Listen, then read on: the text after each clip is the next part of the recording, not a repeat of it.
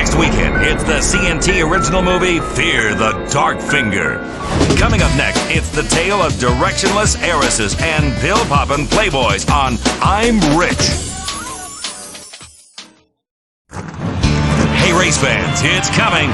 Saturdays, don't miss the Patriot 500 live from Patriot Beer Motor Speedway. It's edge in your seat excitement as rednecks drive in a circle 500 times.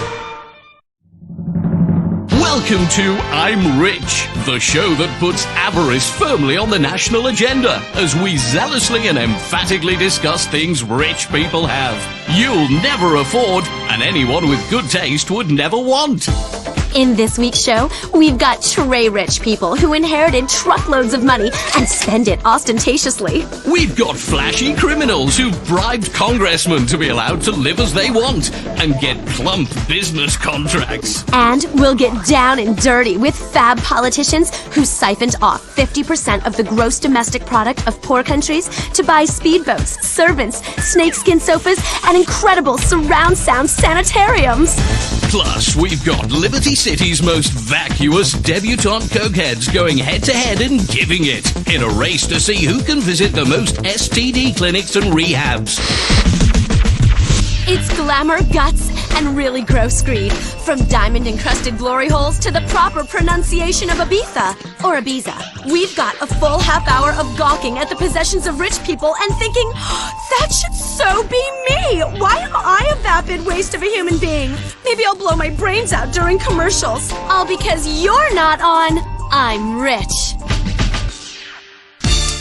First up, Chloe Parker. If you don't know who she is, you're a pop culture retard, and that's deadly serious. This 24-year-old sometime felcher, an heiress to a magnostronomosity of a fortune to the tune of $950 billion.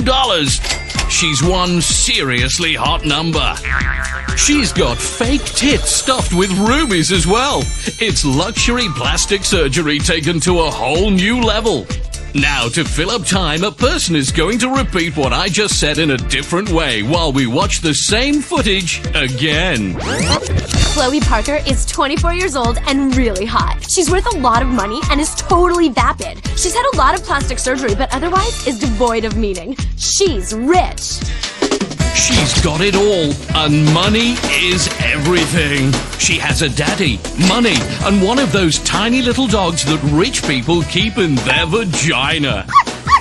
I want one of those so badly. Woof woof. So you think your daddy is nice? Chloe Parker went from tycoon tot to tycoon twat. She lived in this mega mansion her daddy bought for her after her first period. And when Pop is back in Colombia managing the family's produce importing company, she's out in the Caraways. Fantabulous. Party in Paris and finger blast in Florence. Her amazing mansion has an underwater home theater with midget mermaids, jumbo jet garages, and a 600-foot yacht that costs $3 million a day just to run. Her penthouse in Algonquin's exclusive Middle Park East District is a little palace in the sky, complete with a moat and drawbridge, torture dungeon, and servants with scurvy, all on the 55th floor. This is real estate the rest of us can only watch on television and masturbate over. I'm masturbating right now, furiously. Now, Chloe is best friends with Jill von Krastenberg. This enfant terrible has been ruling Liberty City's nightlife for the past 2 years, since her 11th birthday. Her daddy gave her a pair of diamond minors for her 12th birthday, and after she could walk again, sent her to 15 of the most exclusive boarding schools all at the same time, and got her a treehouse with servants. Plus, she's got a flying rabbit. Money. Omnipotence. When you're this amazing, the laws of nature just don't apply. Your life is like a soda commercial where everything is extreme. Look at this house. That's what it takes to make a splash in the ultra-competitive world of being the kid of rich parents who don't pay any taxes. The von Krastenbergs are among the richest people in the world, apart from morally, where they're entirely destitute, just like the producers of this show. But look at how many sports cars Chloe has. Rumor has it this deliciously defecating debutante screams daddy while doing the dirty deed rotisserie style. They live most of the year in Liberty City at this sumptuous mansion, but pay no taxes because they claim to practice their religion inside their home, taking it off the tax rolls. That's being a real American entrepreneur. That thinking got them a 45-bedroom weekend home upstate. It has a candlelit chandelier in the bathroom and transparent plumbing, so you can eat $100 bills, shit them out, and watch your car creation as it departs on its journey. Their religion is money, and they are the Pope, the chief rabbi, and a serious Ayatollah all rolled into one. Fabulous. Their shit doesn't stink. And little baby Jill has got her own bedroom in this palatial palace that's carved out of ivory with murals of erotic versions of fairy tales, hand-painted by celebrity artists Simon and Nigel. That's how the rich live, with pictures of Little Red Riding Hood taking it in the can from the big bad wolf. Let's take a break while we ponder how all the middle class is just like Red Riding Hood. When we come back, Algonquin's hottest playboy discusses how he spends his money on worthless shit.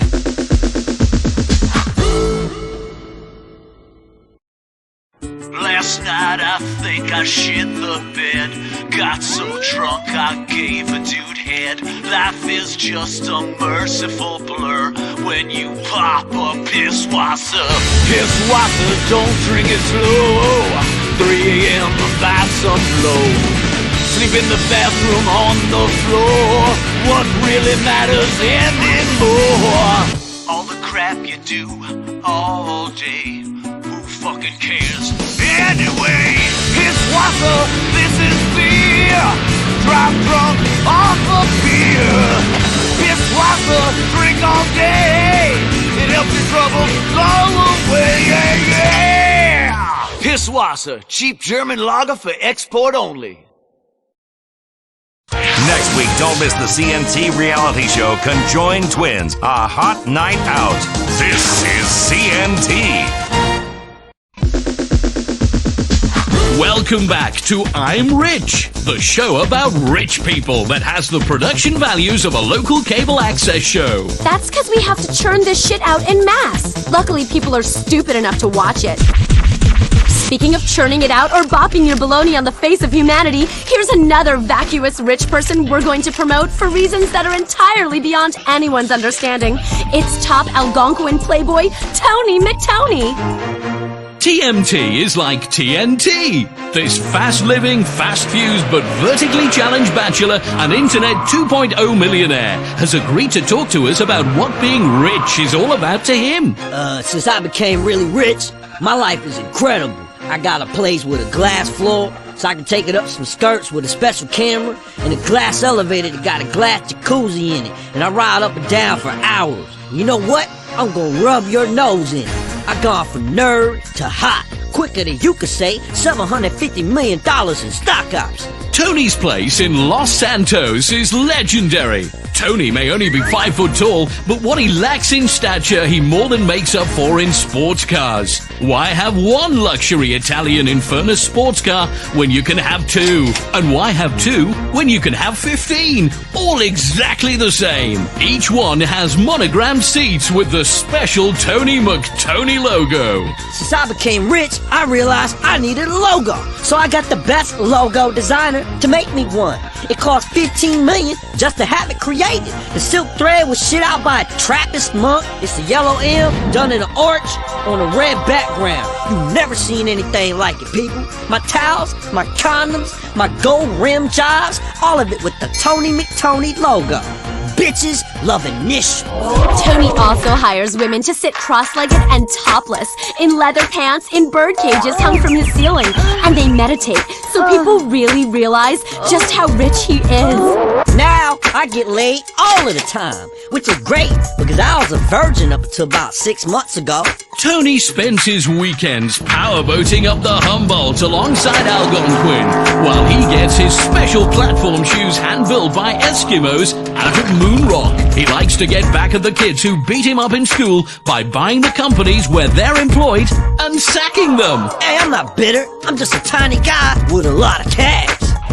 Next up, we've got Alfonso Vasquez. This guy's rich, and he's got a seriously hot daughter that he's gotta have trouble keeping his hands off of. And wow, is his wife a bitch? She took half his money, just like a slut will. But that half, he doesn't even need, because money rolls in so fast, he has snow shovels to pick it up. Alfonso keeps his daughter January Natasha Vasquez dripping in diamonds. She says she's even got her labia beautifully baroqued with an enormous 7-carat stone. She's a role model and knows it, showing girls exactly where their vaginas can take them if they try hard enough. But being this wealthy totally has a downside, though. See, she's terrified of trees and afraid that elves will abduct her and have their way with her. And she's never even had to learn to read or chew. It's so awesome. In her world, nothing is impossible except humility and basic spelling, especially when a manservant chews your food and spits it into your mouth. Private jets, fleets of $300,000 sports cars, waterfall waterbeds, plus they've got a plasma TV in the toilet bowl to watch your favorite shows while you're making yourself throw up an $800 meal. That's what being rich is all about. It doesn't get any better than this. If heaven exists, it won't be this good. Coming up next, boats, yachts, and twats. It's the decadence that you dream of, and it's only on I'm Rich.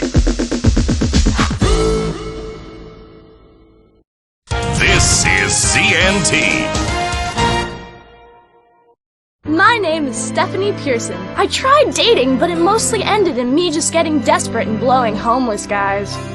Then I met Nathan on LoveMeet.net. We totally hit it off. Then he slit my throat and killed himself. Now we'll be together forever. Thanks, LoveMeet. Meet the man, woman, or beast of your dreams. Meeting someone is as easy as logging on, paying for a lifetime subscription, and receiving emails from the worst dregs of society you always feared were out there.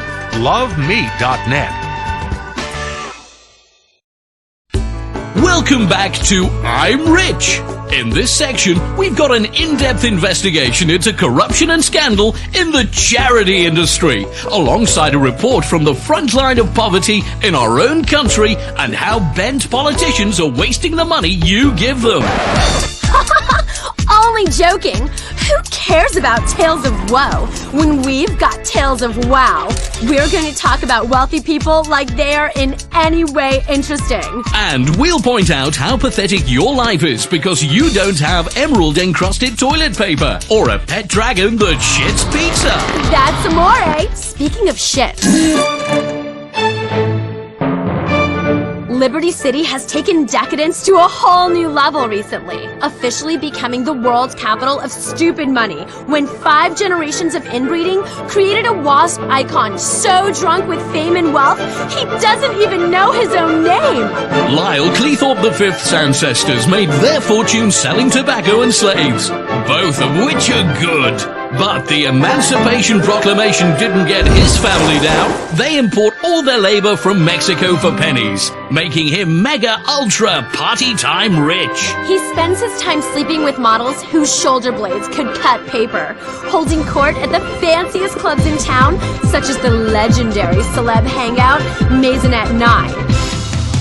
And driving sports bikes while high on drugs. It's the American dream. He's talentless, pointless, and tedious. And we're talking about him because advertisers will pay for spots on this show. Let's think about that for a second.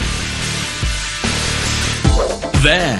A quick reflection is good. Now, let's get on with our lives. Stay jealous, people. I know I will. It's the decadence that you dream of. And it's only on I'm Rich. I'm Rich is brought to you by Crapia, budget lifestyle solutions made from particle board. Rimmer sunglasses, sight for sore eyes. Al Dente's, all the Mamma Mia you can eat. Trackify Wireless, keep tabs on the ones you love. Big Log Cereal, who doesn't love big logs in the morning? Wife Beater Gin, the way to relax when you want her to shut the fuck up and let you watch TV. Bean Machine Coffee. Chihuahua hot dogs. Try beating our meat. Promotional consideration and advertising breaks brought to you by Adios Air. Say your goodbyes. Lax to the max. Get flowing again. Alpha Male. The Postal Evolution. The Alco Patch. It's the same refreshing feeling of your favorite drink, but delivered transdermally and discreetly. Fanny Crabs Bar and Grill. You'll love the taste of our Fanny Crabs. Support for the sponsor listing portion of the show brought to you by 24/7 Convenience Stores. Where else you gonna buy a 6-pack condoms and cigarettes when you're high at 3 in the morning? Burger Shot. Kill your hunger. It's bleedin' tasty. Noci, because Italians are known for their watches. Rusty Brown's Ring Donuts. Max Renda Cosmetics. And Wigwam Burger. No need for reservations. Closed captioning for the hearing impaired brought to you by Pirate Music Stores, who invite you to hear the future of music, and Tinkle Wireless. Tinkle everywhere. Tinkle in your ear. And Eugenics Incorporated. Call Eugenics Incorporated, where morality is none of our business. Get ready to laugh your guts out. The comedy Drunk Daddy and the Door returns in 2 weeks. You're on CNT. Do you ever fucking go to bed? Think that'll get into her pants? No way. You need something classy. Super classy. Super Classy Touch Limo. Prestige can be purchased and even rented by the hour. Feel like a player or a rich executive who just got a bonus for laying off 10,000 employees. Get exotic. Our limos feature hot tubs, pool tables, pizza ovens, leopard skin, firing ranges, flat surfaces for laying out rails, and jungle swings, all on wheels. Super classy. Nail that prom date, personal assistant, or grieving widow in style. Contact Super Classy Touch Limo today. You're on CNT, the best in comedy, news, drama, and paid programming. Up next, don't miss a chance to find the knife of your dreams on the serrated edge. You're watching CNT. Stopping global warming has finally gotten cool. Street style meets environmental concern with this seriously bad, morally good, fully customizable luxury VIP style hybrid sedan. The Karen Dilettante, the top hybrid sedan in its class. That's because it's the only hybrid in its class. Expensive, but the earth is worth it. She'll swoon at your low exhaust emissions and maybe let you do a bit of exploring of her exhaust too. Plus, chicks love electric gadgets. The Karen Dilettante is fully customizable. If you understand real bling, you can make it run on expensive champagne and fine cigars, or customize the trunk with a composting area. Unlike our fuel supply, the options are endless. Low emissions plus hot style equals the ride of the streets. Save the planet for only $39,999. The Karen Dilettante. Bad plus good equals better for everyone. Welcome to another episode of The Serrated Edge. I am Estelle Graham. And I am Luther Austin. That's right, we're the #1 rated knife blade, ceremonial sword, and other cutting device infomercial in the nation right now. If you're the kind of person who values efficiency in the kitchen, confidence in camping, and the ability to take a hostage at any time, The Serrated Edge is for you. I tell my kids, you can never have enough knives around the house. And boy, do we have some gorgeous knives for you tonight. I want to hold every one of these babies, touch them close to my skin all naked like. Item number 1776 is premium collection coming your way. 14 premium knives. First, the Bowie. Mirror polished stainless German stainless blade. Why German? Well, that's where we got it from. I tell you, I could take that knife, crawl out of the mirror black ocean, and slit a Serbian's throat just like a Navy SEAL. On the handle, remember Pearl Harbor? It's a gorgeous knife right there. Like someone spent hours just honing and sharpening and letting the hate turn into craftsmanship. It's beautiful. You'll also get in this collection the Lonely Wolf Combat Style Knife with extreme satin finish. Fits your hand perfectly. I used this knife yesterday. I cut a tree down to the size of a baseball bat. This is one of my personal favorites. The more I use it, the more I want to find stuff to cut. Usually I start with my arm. Little cuts. Try and forget. Easy, Luther. But we can't forget this set is an $8,000 value. Now, you get the entire set under $100 by a nickel, $99.95. You are an idiot if you don't order. Like an inbred baby, your head rolling around on your shoulders, tongue hanging out. Yeah, nobody likes an inbred baby. Real pain to get rid of. On the line, we have Kevin. Hey guys, I love the show. Hey, Kevin, did you pick up this set yet? I sure did. I'm going to give the commando knife to my daughter. The British Commando style, high-grade surgical steel carbonized finish 23-inch assault blade, cuts through skin, bones, innards. Sometimes you get stuck in a snowstorm. You gotta eat people. This knife is like an emergency survival kit. Being prepared is the name of the game, especially when the terrorists show up.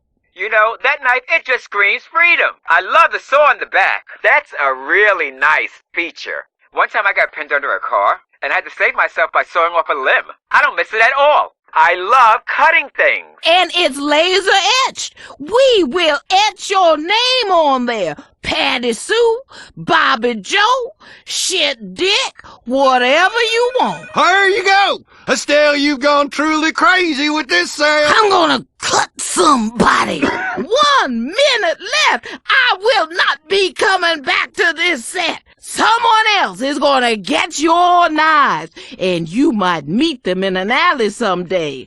Stick you in the gut, your innards all over the street. Scream out my name. Damn you, Estelle. You was right. I should have bought that set. And it will echo across the city, and a flock of birds will scatter toward the brooding sky, and little girls will cry. I can't see how you could pass this set up. I can't fathom it. Don't be an idiot. Okay. This knife here's a half Whittler Extreme. You can sharpen a stick, hide up in the trees, wait for something to come by, jump down and stick it in his throat, grab him squarely by the gonads, look him in the eyes, say, it's your last day on earth, son. Prepare to meet your maker. Tell him Estelle sent you. Wow! You also get the trapper knife, great for field dressing a sea otter or a cheetah. Or you could slightly slip it in. Somebody answer the goddamn phone. What the hell you doing back there? I'm gonna cut somebody. This one here, the Tanto blade, good for heavy-duty stabbing cuts. You can hide it in your boot. That's right. Your captors got you holed up in a Mexican prison. You say, hey, amigo, can I get a cigarette? He says. See, and then you say, I gotta tie my boot, and then you come up and stab a fool in the neck and watch the lifeblood drain out of him in horrified surprise. You can't pass up this collection. 14 knives, carry several at once. Time is a-running out. Let's go over here. We're gonna go over to the sword collection. Item 1863, 19 swords, first a double katana, similar to what you see in a movie. This is a genuine reproduction samurai sword. Steel blades. You carry these on your back to sporting events or dates. It's about being a warrior. 6th century Japan. Magistrate comes through for the taxes. You whip this shit out and say, take that, you Mongol son of a bitch. 10 swords. Our most incredible sword deal of all time. This is a historical moment, not a sales pitch. You are making an investment in your family's future. Order now. It is a well-known fact that among successful millionaires, that swords appreciate more in value than real estate or stocks. And you're going to receive 2 of these. The El Cid Cavalry Sword, good for plundering for personal gain, patriotic motives, or when fighting the Moors. Those Moors are terrible. Don't get me started on the Moors. You'll also get the 3 Musketeer Deluxe. This is brand new. Perfect for a fiery duel or fighting off peasants wielding farm implements. This collection, they shouldn't allow me to sell these swords. I should be locked up. But just try it. Ain't nobody gonna take me down there. Whoa, hold up now, girl. Guys, you're paying less than $10 for each sword. So if one gets seized at security, you got a second one. You get the katana, you get the El Cid, you get the tanto. Look at this jeweled beauty. It's good to have jewels on the handle. It distracts people, shows a bit of real class. This sword here, this is called the Kingmaker Supreme 3. It's our very own Excalibur, true sword of honor. Now, you know, honey, there isn't much honor left in this world. People steal your car, take your wife. They'll cornhole you if you ain't careful. Ain't that the truth? Now, you also get this knife called the Raven X. All right? Rachel is on the line. Hi, Estelle. I want you to know that I ordered the 50-inch whalebone Sword of Solomon. That thing's rulin'. I'm totally gonna kill that bitch cheerleader. Oh, honey, that's a beauty. Good girl.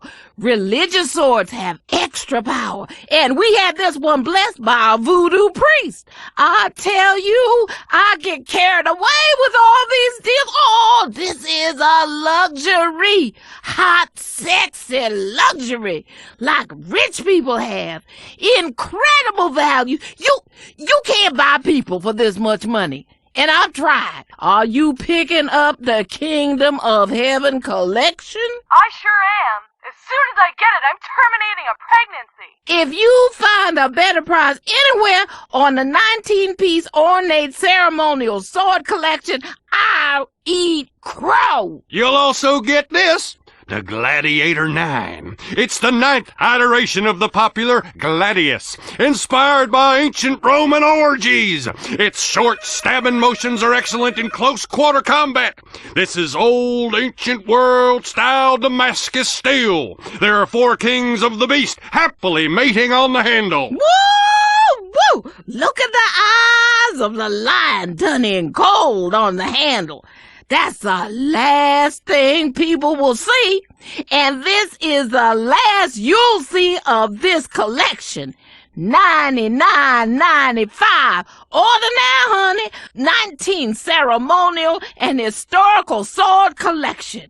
Oh, Luther, they gonna get spoiled. How about this collection then? Item number 1812, over 250 knives! If you could buy it, this collection would be worth upwards of $3,000 on the black market.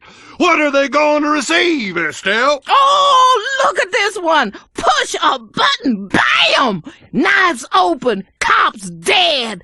There's a finger groove. That's a luxury switchblade Excelsior. You'll get the Navy SEAL. High carbon super density stainless steel for cutting underwater. Plus the bald eagle. Its glory, that's also a knife. Sing it with me. Glory be to the USA. Woo! With a wildlife scene on the handle. Do you see that, Luther? You're having a tough day at work. You can whip this buddy out. Look at that nature scene on the handle. Think about a more peaceful place away from meddling co-workers, sexual harassment regulations, and the do-gooders getting in the way of your business. You'll get the firefighter knife. Won't melt when you need to cut your way out of a burning building. What else can I do? 250 knives! A great value. These are working knives. These are ceremonial knives. These are ornamental knives. These are fantastic knives. One for under your pillow, in the baby stroller, in your briefcase, in the boot. This one right here makes me want to drop from a tree, slit a Viet Cong neck, and light a and run through the jungle plumb naked on acid. Grab it, get it, buy it, let's move it. How? Giddy up, bitches. Get you some knives. You're missing out. If you're watching, you should be buying. No explanation needed. We're running out of time. Remember, you need a knife. Order now. These deals can't last. Dial the number on your screen. We'll see you next time on the Serrated Edge. Remember, a knife is something that you can hold forever. Why take smoggy, smelly, germ-filled bus tours? That's no way to see the world. With Higgins Helicopter Tours, you'll experience the real Liberty City in ways you never thought possible. Enjoy our fun-filled, relaxing bridge tour. But our tours aren't just above ground. Enjoy the man-made beauty of one of Liberty City's incredible underground road tunnels. See Star Junction the way the celebrities do, high as a kite and wobbling all over the place. All of our pilots are tested thoroughly for drinking and drug abuse, but everyone likes to let their hair down once in a while. Higgins Helicopter Tours, a fun, safe adventure in the sky that you and your family will never forget. Remember this? Let's go. It's back this season on CNT. America's Next Top Hooker returns. Remember the drama. Oh, God! Yo, bitch, you better make me my money. Remember the joy. I won the streetwalking section. Can reality TV ever get any better? One of you hookers is gonna be a winner. America's Next Top Hooker. It's time to put women back where they belong.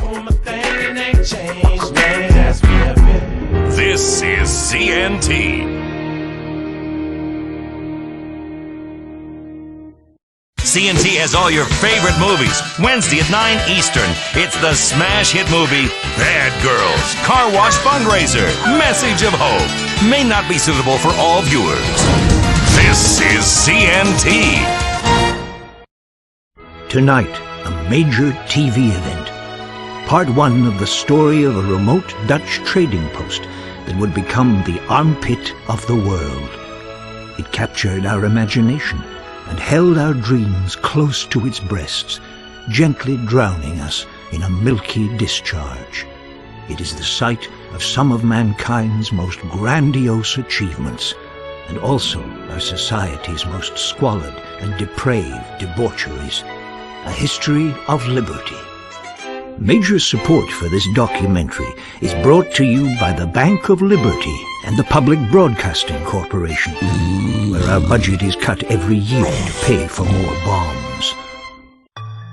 If you take a look at the microcosm that is Liberty City, millions of people, a collective consciousness but utterly alone in a crowd, a million souls crying out to be heard, piled on top of each other, like kittens in a bag, all wanting to kill each other or suck from society's teat. It is a city with so much history. It is the history of the modern world, particularly for people who can't use a map, and like sweeping generalizations, a history of decadence, a history of corruption, a history of liberty. On September 4th, 1609, Horatio Humboldt, an English explorer hired by the Dutch to find a new place to sell weed, steered his trusty ship into the mouth of a great river, the Humboldt, which he wrote in his log. It is a strange and fortuitous coincidence that lush future site of commerce coincidentally shares the same name as me, for the locals call it the Humboldt. Honestly. That being said, looking through contemporary journals, even then the Humboldt River was a polluted mess. The Chickasaw Indians would shit and piss right in the river. It wasn't safe to swim in. With that knowledge, it makes it much easier to ignore the awful genocide and epic larceny our forefathers committed and talk about big ideas in grandiose terms and hope we get book deals. Horatio Humboldt had stumbled into the natural harbor that would become the greatest sociological experiment the world had ever seen, to determine if all the people in the world could live together in a single place. The answer is, of course, no. Liberty City was founded by the Dutch. and all the Dutch cared about was appearing to be purveyors of liberal values.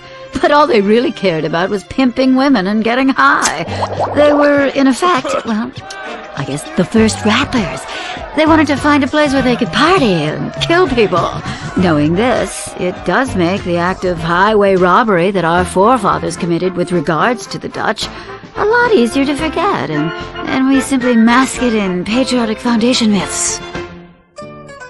Unlike other cities in the New World, founded to facilitate new forms of religious persecution by lunatics who'd been run out of Europe by liberals, Liberty City was founded not to promote religious intolerance, but instead the other central tenet of Western European society, getting rich off of other people's work. You have to understand that when the Europeans arrived, the people that met them were savages. Can you imagine landing in a foreign land and being surrounded by men in loincloths? It's sort of hard to concentrate on fending off bubonic plague or sleeping with your pretty little 14-year-old wife when there are savages with no clothes running around. Luckily, we had a few tricks up our sleeve for dealing with them.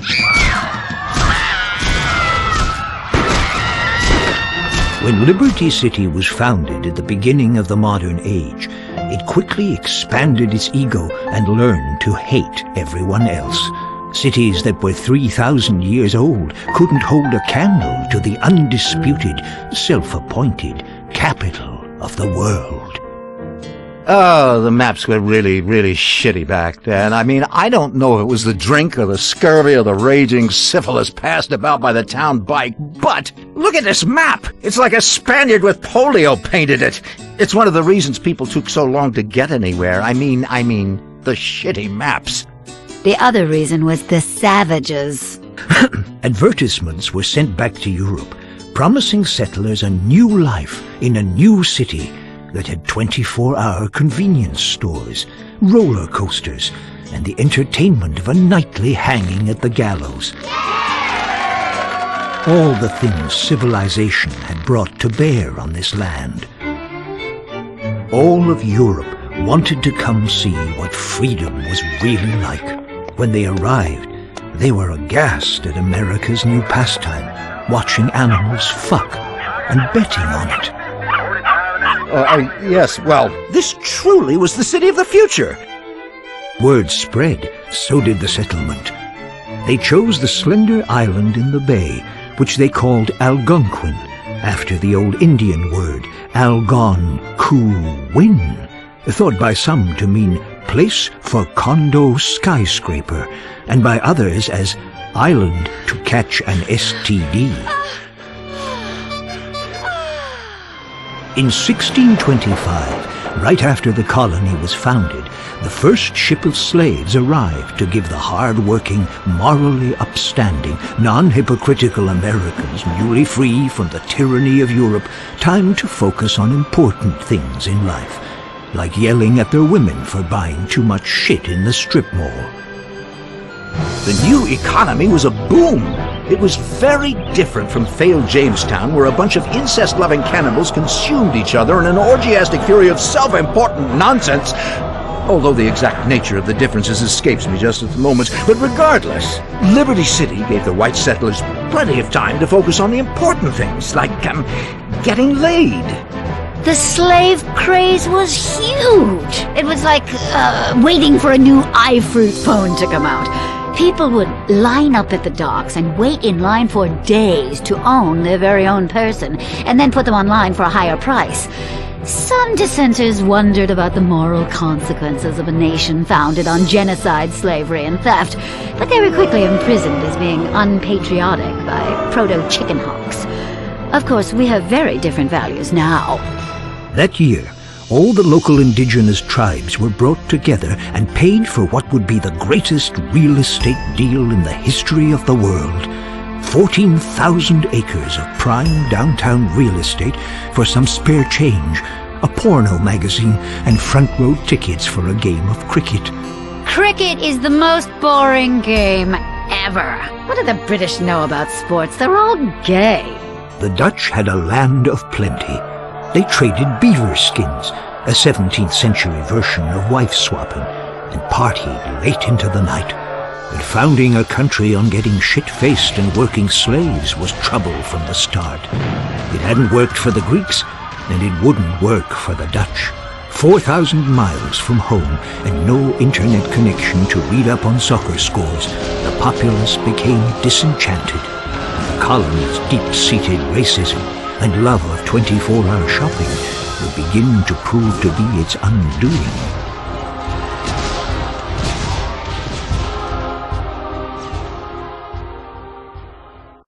What happens when you take a whole chicken, pack it full of mashed potatoes, top it full of gravy, insert some corn, then deep fry it?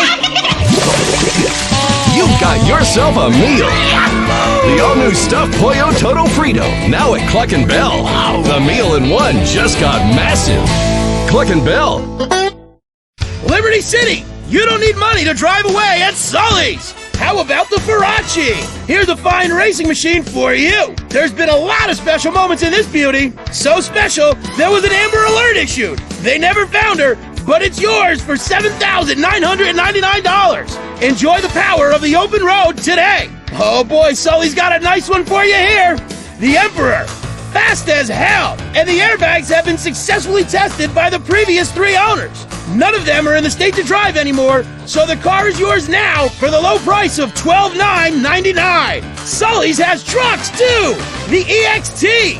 Nothing makes you feel manly like driving a truck covered in another man's blood. It's got dark upholstery that doesn't show stains. It's a forensics dream. We call it the Science of Crime Special. Only $10,499. Head down to Sully's Automart right now. These and other bargains are going fast. Remember, Sully says it's pre-owned. It's not used. Liberty City, a town on the edge. A town at the daybreak of dawn, a city at the gate of the universe, a city at the limit of metaphor, deep into the point where hyperbole becomes gibberish. The gateway to the new world was also a terrifying den of iniquity, and the campaign to clean up Liberty City and shut down the comatoriums began almost as soon as the city was founded. What most people don't know, but what I discovered through extensive reenactments, purely for research of course, was that in the comatoriums they used pig fat as lubrication, which in many ways is far superior to modern-day petroleum jelly. Another thing worth bearing in mind is that in the spring of 1647, the East India Trading Company hired a cross-dressing director general for New Rotterdam named Gloria Hole. He had lost his right leg in an unfortunate industrial accident while preaching the good word to some savages by, blowing them up with a cannon, which backfired. Puritanical and self-righteous, he had orders to return civility and productivity to the colony. Within weeks, he had banned drinking, smoking, fornicating with Indians, Texas Hold'em, missing church, anal beads, laughter, and imposed strict fines for male camel toe and whistling in public. It wasn't well received. The city was burned to the ground.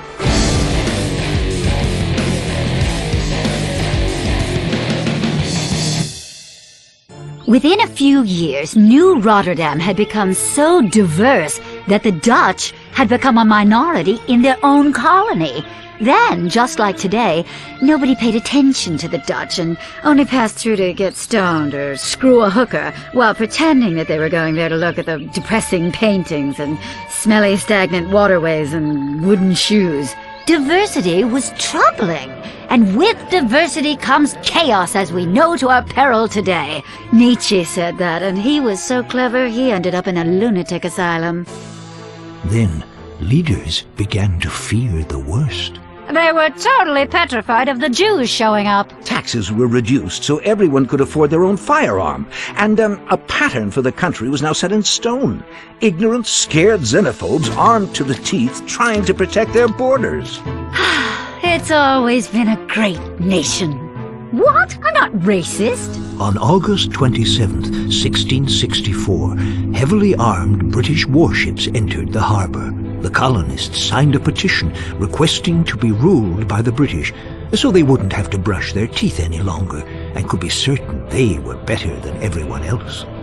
The English quickly renamed New Rotterdam Liberty City after a generous donation by the Bank of Liberty for sponsorship rights. Every single place the British population went, the invisible hand of God prepared a space for them by, well, you know, conveniently destroying and eradicating the native population. Soon the colony expanded, and areas were named after heavily inbred members of their Germanic royal family. Broker was named after Sir William Broker III, the king's bastard son, who was conceived by a milkmaid. The region to its north was called Dukes after the word dookie, as the people in the area smelled like shit. The peninsula to the north of that was named Bohan, after Bohan, a Dutch word meaning Dutch word.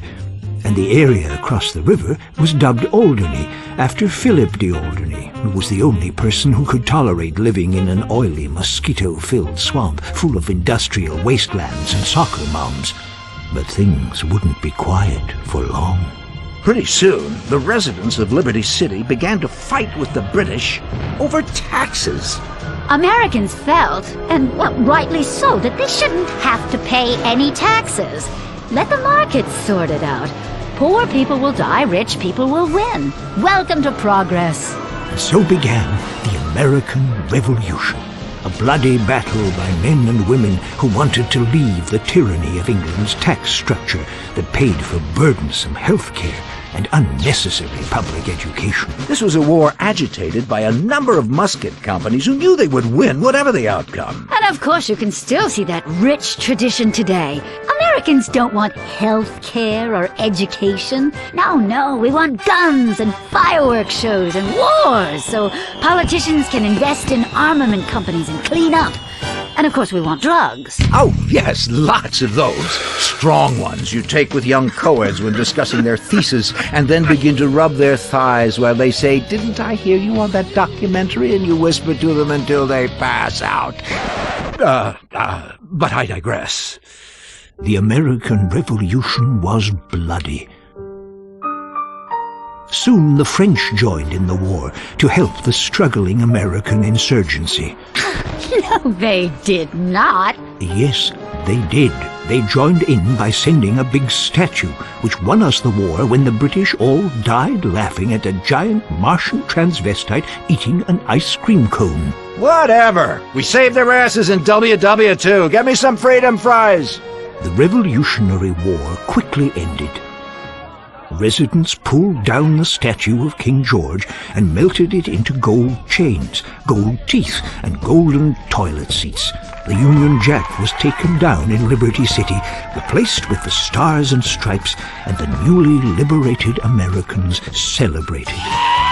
Soon this entrepreneurial spirit took hold, and Liberty City was unstoppable. Yes, although they were free, the people lived in squalor. You could buy a young boy on the streets for, a few pence. It was a great time to be in the top 5% of the population.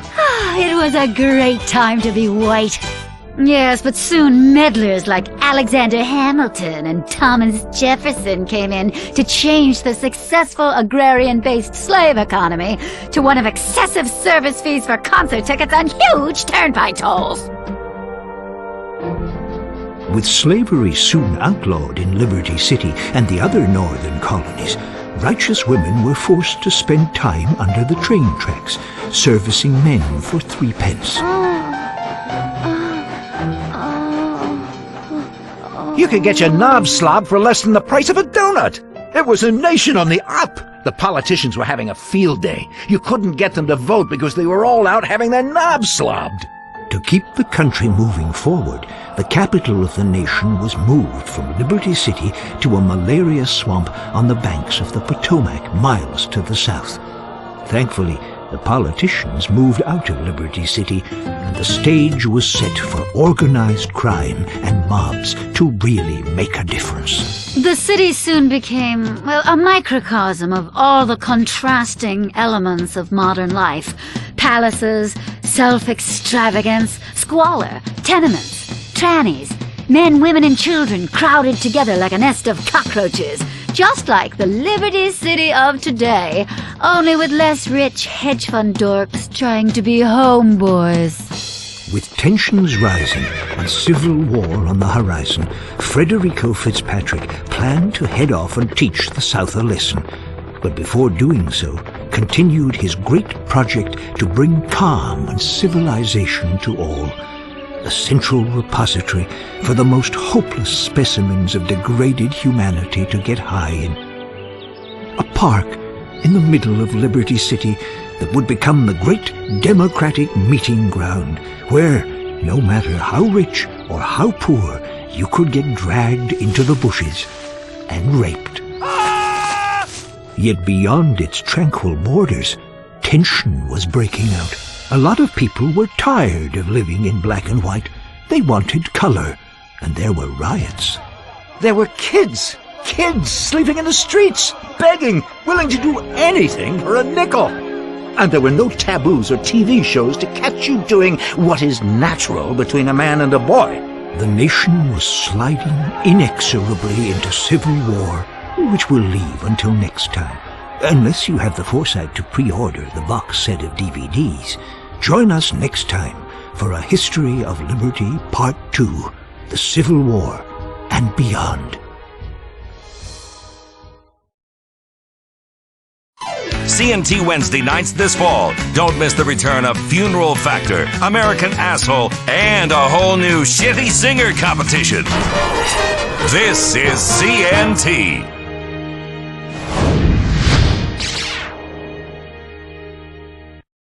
My name is Brian O'Toole. As a kid, I always wanted to make a difference in my community, and I didn't read so good. Most careers were closed to me. That's why I joined the LCPD. Now I'm on the front lines, helping tourists and fighting terrorists. I rifle through people's bags on the subway to protect freedom. I arrest protesters at political conventions for straying outside the free speech zone. We vigorously enforce the open container law and aggressively protect the environment. Maybe you love car chases just like on TV. Imagine being able to do that every day. I'm protecting freedom, whatever the cost. I'm a hero, and I know it.